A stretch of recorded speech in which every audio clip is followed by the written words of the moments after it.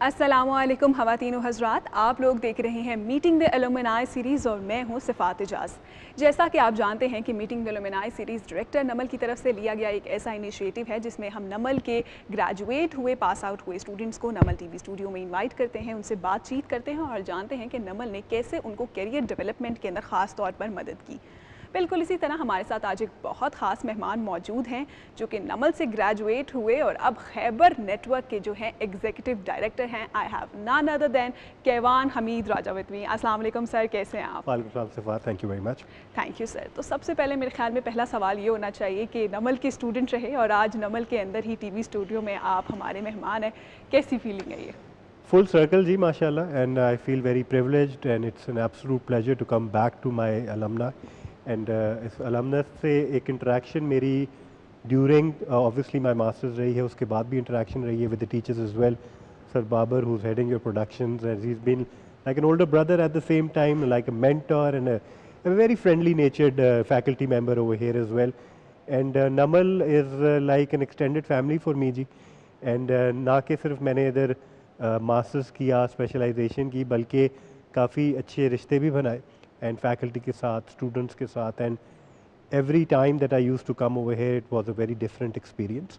and जितनी inclusivity और variety नमल के अंदर है, I've been to a lot of other universities before and after that as well, and I have seen that exclusive difference in Namal University के जिसके अंदर हर इलाके से, हर ज़ुबान बोलने वाले, हर स्पेशलाइजेशन के प्रोफेशनल बहुत ज़्यादा, और बाहर जाके फिर पता चला कि हर फील्ड के अंदर भी नमल की जो नुमाइंदगी है इसी बुनियाद पे है, because Namal has been very inclusive for his students. बिल्कुल ऐसा ही है। सबसे पहले तो मेरे ख्याल में केवान सर ये पूछना चाहूँगी कि काफ़ी टाइम बाद सिंस यू केम टू नमल, तो पहला क्या इम्प्रेशन रहा हमारे टीवी स्टूडियो का, डिपार्टमेंट का? क्या चेंजेस थे जो सबसे पहले आपने फील किए? मेरा सबसे पहले गिला ही ये था कि हमारी बारी क्यों नहीं किया ये सब कुछ। माशाल्लाह things have upgraded to such an advanced level and at pace with the industry, at pace with the needs of the industry.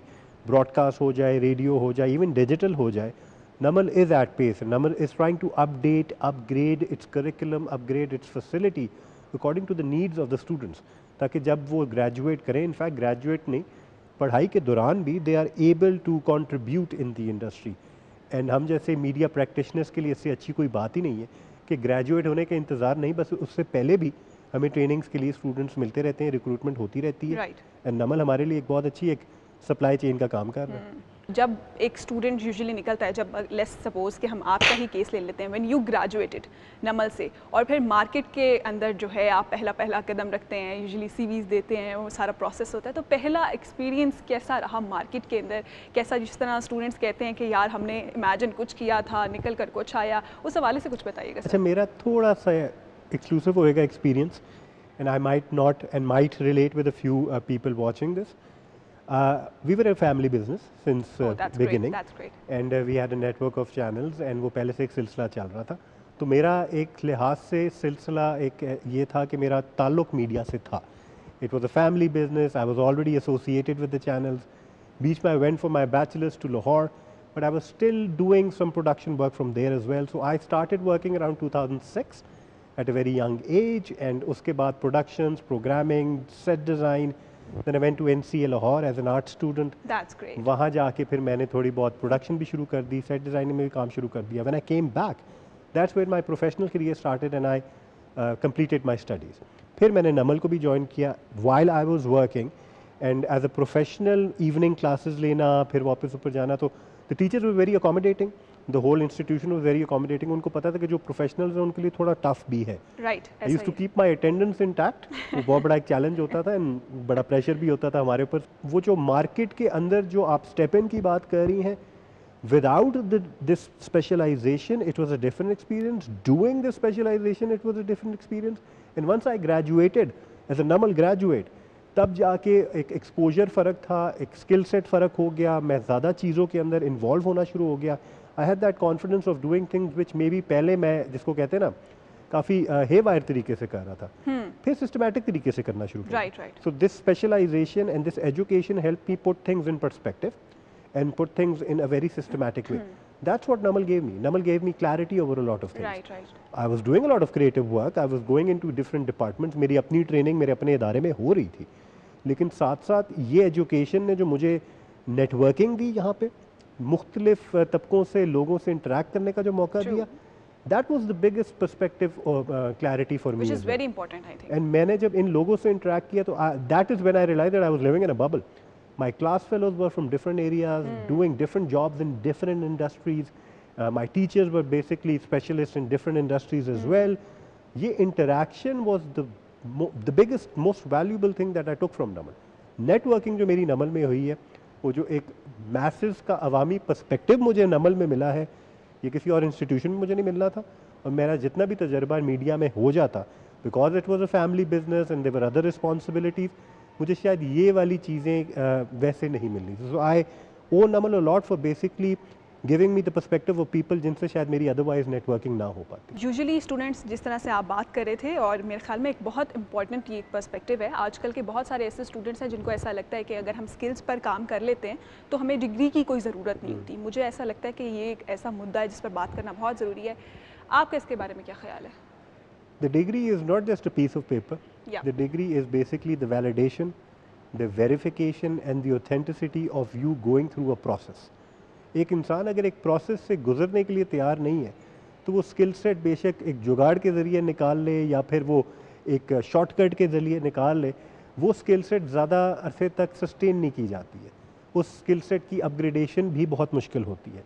लेकिन जब आप एक प्रोसेस से गुजरे होते हैं, एक जर्नी से गुजरे होते हैं, तो आपका थ्रेशोल्ड, आपका टेम्परामेंट, आपकी जो लॉन्जेविटी है आपकी करियर के अंदर, वो इंश्योर हो जाती है. So it's very important to go through a process of academia. The process of academia teaches you a lot about what you're going to do in your career when the challenges come in. Exactly. वो आपको career के अंदर अगर learning on job वाली आप चीज़ करते हैं, that's a very big risk factor in a country like Pakistan. Learning on job में इतनी स्टेबिलिटी नहीं है कि you could secure your career, secure your job. Exactly. And आजकल काफ़ी volatile situation है वैसे भी, and speaking of media, that's even more volatile. तो उस लिहाज से you need to know what to do when challenges come in. And आपकी एकेडेमिया के अंदर आपके टीचर्स के ज़रिए, आपके क्लास फेलोज़ के ज़रिए, इस पूरे सोशल एकेडमिक स्ट्रक्चर के अंदर आपको ये चीज़ें सीखने को मिल जाती हैं. When such like crisis come in, what are you supposed to do.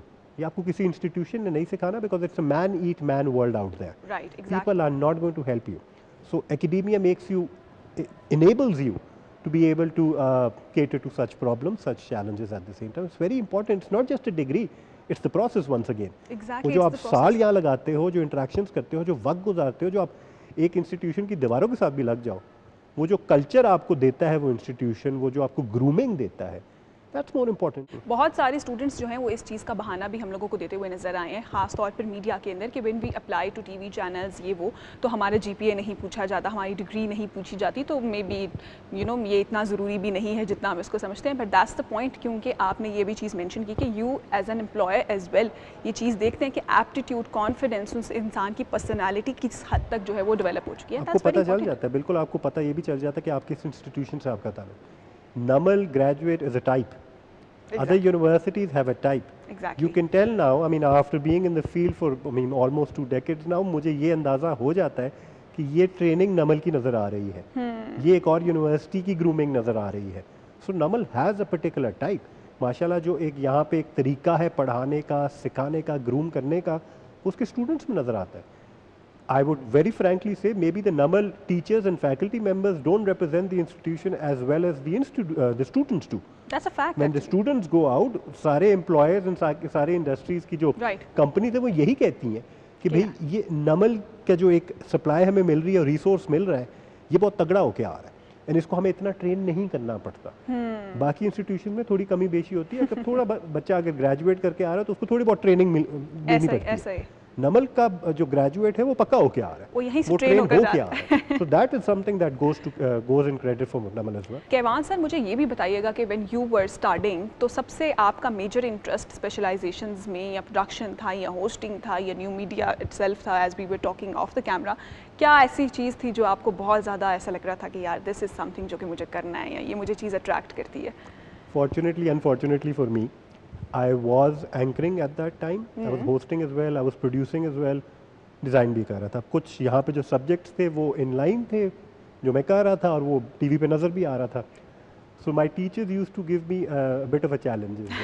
तो मुझे टफ टाइम देते कि तुम्हें तो आता होगा ये सब कुछ, एंड मैं फिर उनको रिमाइंड कराता था कि नहीं, मुझे अगर आता होता तो मैं इधर ना बैठा होता. There is a reason I want to polish my skill set. There is a reason, there is a lot more to learn, which is why I wanted to come to Namal and actually take a very local experience and at the same time improve on my skill set. And वो चीज़ें मैंने यहाँ पे improve करने के बारे में बहुत ज़्यादा अप्लाई करने की कोशिश की. मुझे यहाँ पे न्यू मीडिया के बारे में बहुत पता चला. Academic perspective is very important because I had no system to go for. And उसके अलावा यहाँ पे जो न्यूज़ था एंड न्यूज़ मेकिंग थी, उसके अलावा जो रिपोर्टिंग थी, उस हवाले से the subject were very appropriate and applicable I would say. So theoretically उन चीज़ों को अप्लाई कैसे करना है, ये बहुत मुश्किल काम होता है एक टीचर के लिए. एग्जैक्टली. थ्योरेटिकली पढ़ाना, स्टूडेंट को टास्क देना, असाइनमेंट देना एक और चीज़ होती है, तो सरदर्द है. लेकिन फिर बताना कि आपने फील्ड में जाके इसको यूज़ कैसे करना है, अप्लाई कैसे करना है, execution, that makes the teacher a good teacher. And माशाल्लाह यहाँ पे हर टीचर ने उस पर बहुत एक फोकस किया कि भाई उसको आपने फील्ड में जाके अप्लाई कैसे करना है. मीडिया का जो एक बिज़नेस है, इटसेल्फ मीडिया की जो एक फील्ड है, बहुत ज़्यादा स्कैटर्ड है, बहुत ज़्यादा ऑन द स्पॉट होने वाली चीज़ें हैं. And you being the executive director of Khyber network, कैसा है इस सारे सिस्टम को लीड करना और कितना मुश्किल है ये?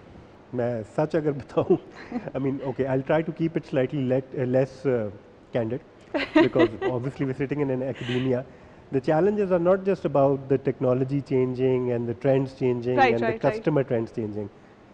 Majority of the challenges are external challenges, and let's just keep it external. Okay, sure. And the external challenges come from different institutions and organizations, and a lot of pressures come in, a lot of demands come in, and a lot of expectations are there as well. I'm trying to mince my words a lot. But उसको मद्देनजर रखते हुए साथ साथ में market में relevant रहना, sustain रखना अपनी बिजनेस को, एंड जो आपके एम्प्लॉयज़ हैं उनको भी साथ साथ कैरी फॉरवर्ड करना.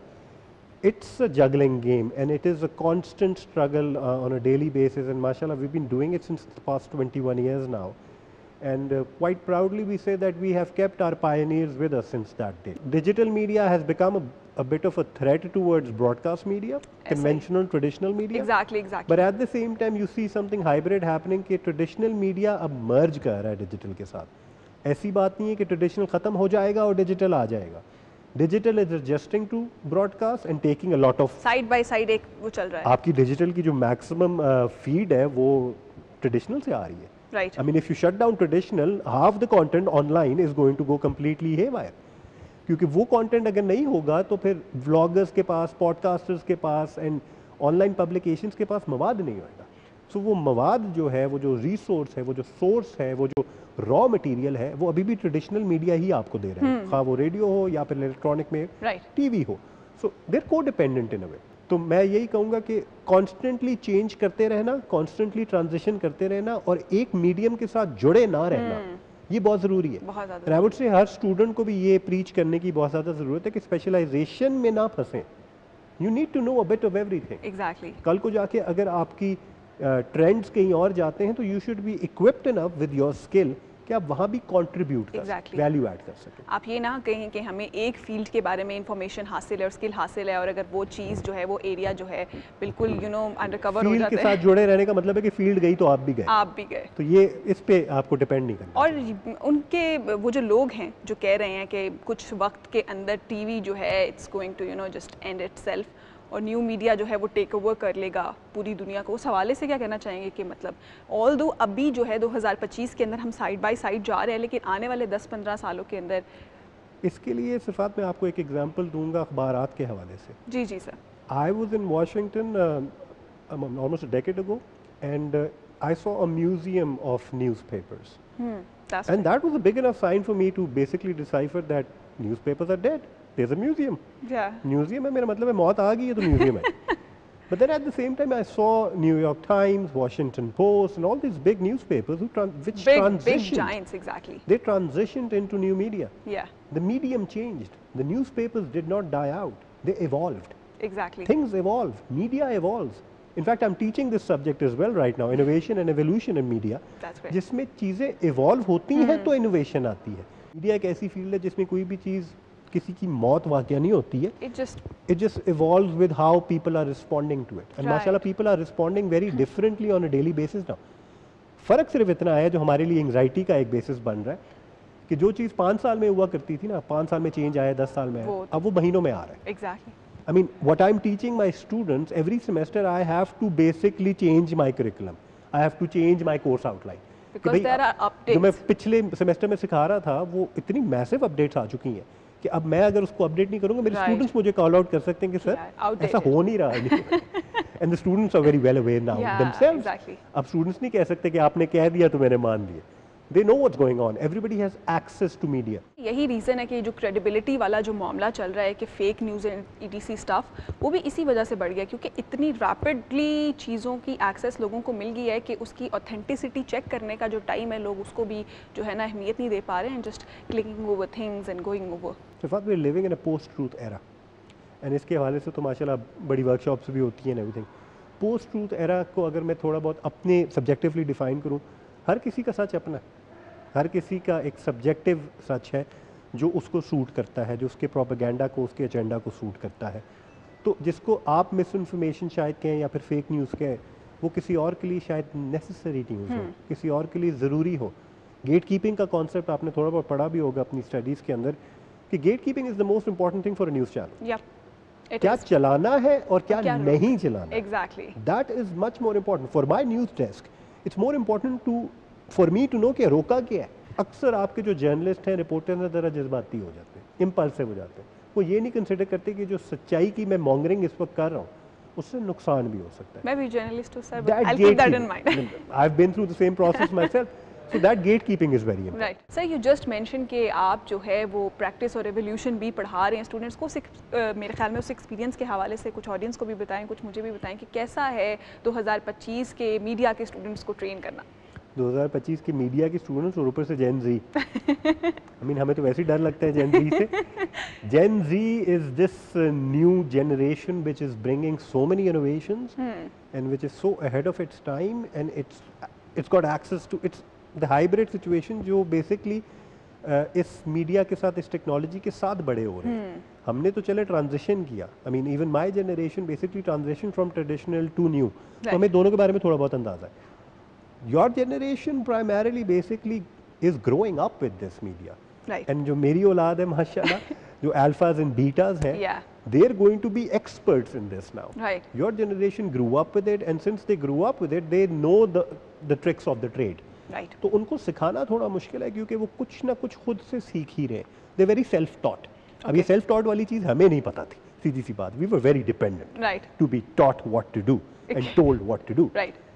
This gen Z generation basically is learning things themselves and at the same time being very selective with what to learn from who.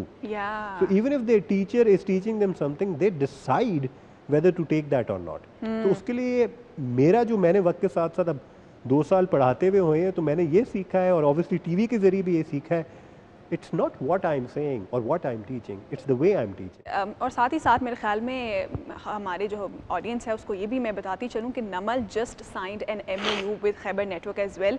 तो कैवान सर, मुझे इस हवाले से भी कुछ बताइए, क्या है हमारे लिए इस MOU के अंदर? सबसे पहले तो जी इट्स वही वाली बात वापस मैं रिपीट करूँगा, इट कम्स फुल सर्कल।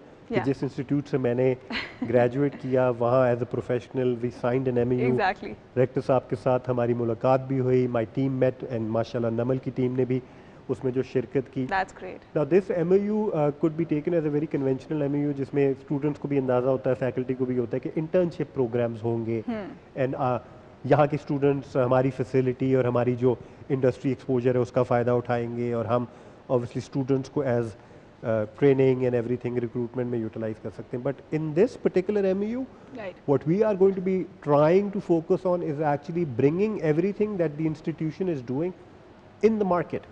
हम उसको मार्केट में लाने की कोशिश करेंगे, खा वो स्टूडेंट हो या फिर उसका प्रोडक्ट हो या फिर जो एकेडमिक लेवल पे चीज़ अगर बनाई जा रही है, आपके प्रोजेक्ट्स होते हैं, आपकी जो भी डिस्प्लेएबल कंटेंट होता है उसको एक मेन स्ट्रीम स्क्रीन के ज़रिए, डिजिटल डिसेमिनेशन के ज़रिए मार्केट में थ्रो करके असेस किया जाए ताकि स्टूडेंट को पहले से पता हो कि उसके स्किल की जो रिस्पॉन्स है वो मार्केट में क्या है। So the industry needs to adjust with the new talent coming in.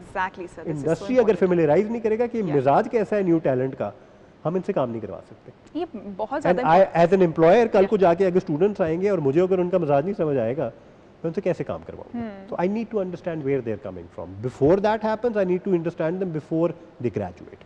So that is why we signed the MOU with मेरे ख्याल में बहुत सारी वर्क प्लेसेस के अंदर स्पेशली इन मीडिया की बहुत ज़्यादा प्रॉब्लम आ रही है कि मेरे खुद भी बहुत सारे ऐसे फ्रेंड्स हैं, दे गो टू प्लेसेस और they talk to producers, work with them, और एक ना एज गैप फैक्टर जो है, एक जनरेशन गैप फैक्टर जो है वो आ जाता है. Producers are saying something else, we being Gen Z saying something else. तो ये काफ़ी I'll be very honest, we feel like dinosaurs in front of you. We feel like extinct dinosaurs who are not relevant anymore, we're not making sense. You guys even speak different languages now. मतलब कि आप लोगों की emojis के अंदर, आप लोगों की quotations के अंदर मुझे नहीं समझ आती कि ये किसका मतलब all क्या? cool no cap का answer. There you go. I mean, sometimes you speak French in front of me. I mean, I'm like, what is going on? I feel so redundant. I feel so irrelevant. I have to keep at pace with you people. एक में मुझे जरा घर जाके Gen Z की ये जो mindset है समझने की ज़रूरत है, वरना कल को जाके इनके साथ काम करना बड़ा मुश्किल होगा.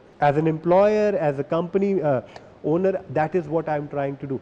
And एक चीज़ मैं आपको बता दूं साथ साथ, while media practitioner, media management and doing everything in the programming and production, I'm also teaching, but at the same time I'm also learning.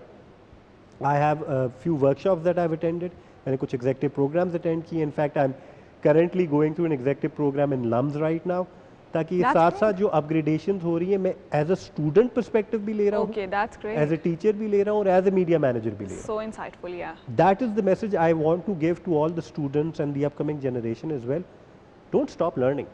Don't ever stop learning. अगर आपको लगता है कि आपका करियर का फेज शुरू हो गया है, आपकी टीचिंग का फेज शुरू हो गया, तो अब लर्निंग नहीं करनी है.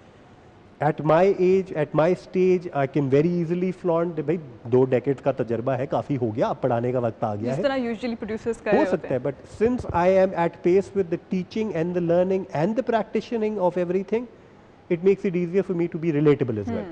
And since we're in mass media, relatability is the key.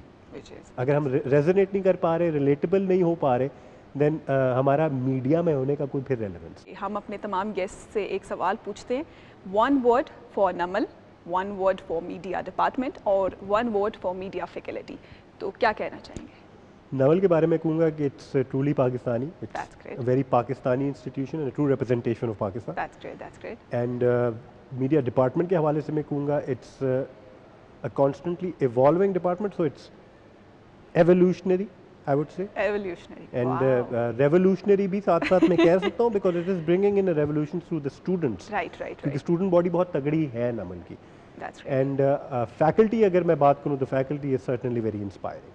Very inspiring. That is great, and it was so nice having you, Kevan sir, on set. And मेरे ख्याल में बहुत ज़्यादा insightful हम लोगों ने गुफ्तगू की. It मुझे was तो an खास तौर absolute पे pleasure, Sifat, and I would say this on air right now that you've done a brilliant job. thank you so much. You're sir. ready That for the means a lot. field and you're ready to launch your own career as well, mashallah. Thank you so much. Thank And you're you. doing a great job from this platform as well, and your department must be very proud of you. That's an honor, sir. Thank you so much, and that's why we have such an inspiring guest today. बहुत मज़ा आया, खास तौर पर जो गुफ्तगू हमने Kevan sir के साथ की बहुत मज़ेदार थी, बहुत इंसाइटफुल. कहाँ हम मीडिया डिपार्टमेंट से शुरू हुए, जेनजी तक गए, मीडिया करियर्स के बारे में बात की और हर किस्म के जो मीडिया के एस्पेक्ट हैं हमने आज उसको टच किया. हमारे साथ जुड़े रहिए अगले एपिसोड के लिए. Thank you so much Kevan sir for joining us. और this is Sifat Ijaz signing off from Namal TV studio. अपनी दुआओं में याद रखिए. अल्लाह हाफिज़.